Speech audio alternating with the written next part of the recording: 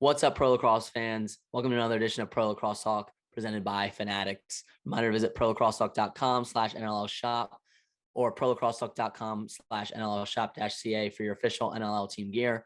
I'm Hutton Jackson, joined by my co-host Adam Moore as usual, and we are fresh off a PLL trade involving two players we both expected to move.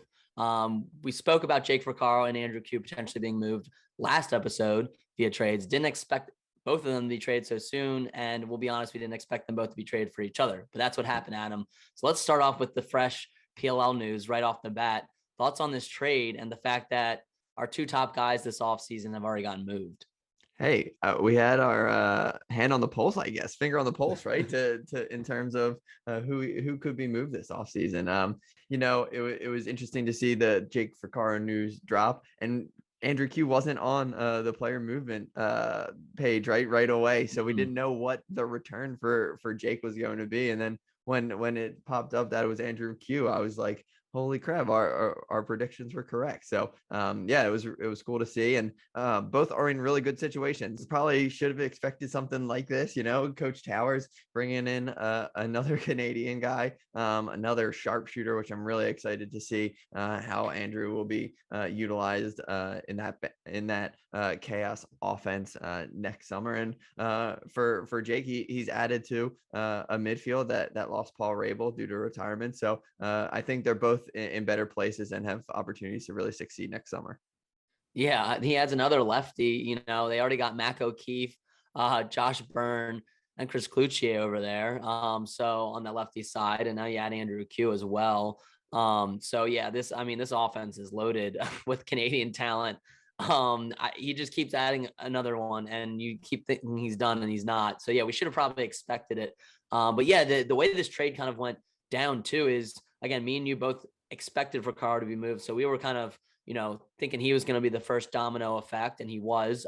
Shout out to @TimmyTay, who actually pointed out that it showed up on the transactions page. So I'm sure the PLL wasn't anticipating it showing up on the transactions page right away, and that's being how the news broke. But, Timmy Tay pointed it out to us, so we blasted it out that Froccaro had been traded. We didn't know what the return was because Andrew Kew, as you said, was not on the transactions page yet. So I thought it might be just some draft picks, but ends up being Andrew Kew plus next year's third rounder from the Cannons, which is a conditional pick because if the Cannons end up in the championship this year, that actually turns into a second rounder, which I think that's our first conditional pick we've seen in a PLL trade. And I think it makes a lot of sense, especially since there's only 8 teams.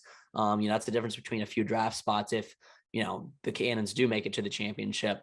But I love this trade. I love this fit. Obviously, we talked about Andrew Kew, great fit on the Chaos, despite, them being a little overcrowded. So it's going to be interesting to see what lineup he rolls out each week, just because there is so much talent on that offense. That's why I didn't really expect Q to go there. I thought, well, they have too many lefties already, but he can never get enough Canadian lefties, as we can see. But for Caro, I think this makes a lot of sense. Now that Paul Rabil's retired, there's an absence there. Connor Busick's still young, but with his Cornell commitments, he might not always be in the lineup either. So I think the Cannons definitely needed to add a midfielder.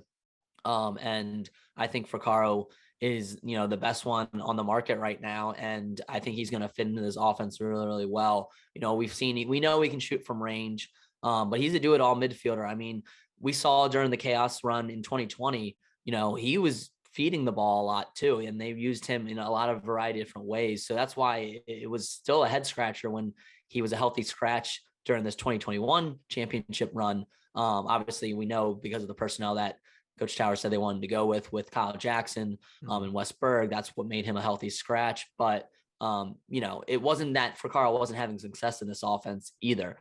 Maybe a little bit of dip in production in 2021, but I think he's in a much better home now with the Cannons. I think it's a win-win for both teams. Again, I think Towers is able to get another player that's pro ready. Not that a draft pick wouldn't have been nice, but again, like he's already, kind of pressed with roster spots right now. I don't know how much he's looking to this draft to make an impact, maybe grabbing a defender there to kind of, add another pull. But for the most part, yeah, this trade was, I thought, pretty even. And what a way to start off the offseason with a bang. While I don't know if we're going to see many more trades of that caliber, we might see a few. I don't think we're going to see huge trades. There's some other movement as well. Curtis Dixon, Challen Rogers get added back to the Chaos Active roster. Brian Cole is added to the Whip Snakes roster, and Jesse King was added to the Chrome. Those guys were on the unavailable to travel list last year. Addition to the Chrome, JT Giles Harris looks like he's healthy, just recently signed with Maverick. So they're expecting him to make an impact this season. And TD Erlin, who obviously went down with a nasty injury last season, was re-added to the Redwoods roster. And then some players going to the player pool, Tommy Palasek, who, made a little bit of an impact on Chrome in his short stint. Miles Thompson was dropped to the player pool. Nick Manis was dropped to the player pool, and Kyle Gallagher was dropped to the player pool. So I think Kyle Gallagher was probably the one made for roster construction, dropping him. Whereas the other three, we don't really know what their status is. I think Tommy Palasek is probably still looking to play. I'm not sure about Miles Thompson and Nick Manis this season, but that was some other movement that happened. Adam, what are your thoughts? Do you think, we're going to see any more trades, or do you think it's going to be more player pool? I mean, the one discussion that I think we talked about last season that I want to kind of get your thoughts on is the idea of having Jack Kincannon and JD Colarusso both on the Atlas roster. Do you think they decide to, keep both those guys around, or could we see a trade happen kind of like Dylan Ward last season?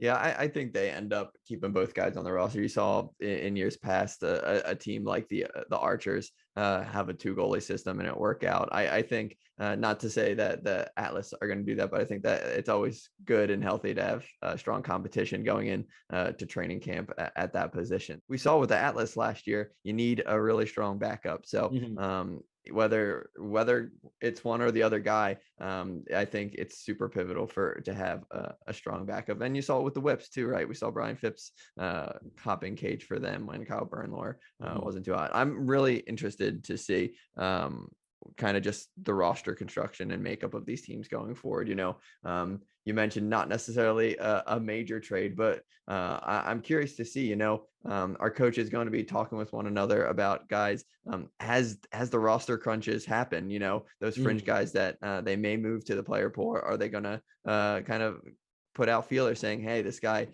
might not land on my roster come the drop date. Are you interested in him for X pick or swapping those fringe guys? So I think working around the margins is how you win championships. And I'm curious to see some more moves go down as the offseason progresses.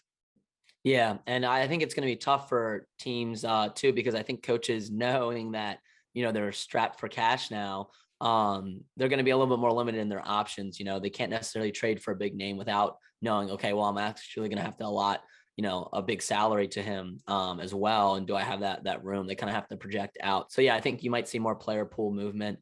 The Chrome, I think, are an interesting one just because they have a ton of pieces that are either coming back or retired. Joel White, John Galloway retire. They're getting Randy Stotts back. They're hopefully getting a healthy Jordan Wolf back. They've got some guys that are getting up there in age that might be retiring, after this season. So are they looking kind of to the future, looking towards the draft, to fill some voids? They have the number 1 pick. So that's going to immediately make an impact, whoever they end up going with that at number 1. But yeah, that's interesting to me, what the Chrome end up doing and whether they're satisfied with Connor Farrell at the faceoff position, or maybe they try to make a move for a faceoff guy. The faceoff position, I think, is the most interesting. And that's where I think you could see another trade potentially happen. Otherwise, I think most teams sit pat. Sure. No, that makes sense. Yeah. And you mentioned the Chrome are such in an interesting situation. You mentioned JT Giles Harris, right? Coming off. He is going to be hopefully impact rookie coming in this year after not playing last season. So yeah, I think that roster is going to look a lot different than it did when we saw them last play. And I'm really excited to see how Coach Suter really puts that offense together and builds that roster and what we see from them coming out of training camp.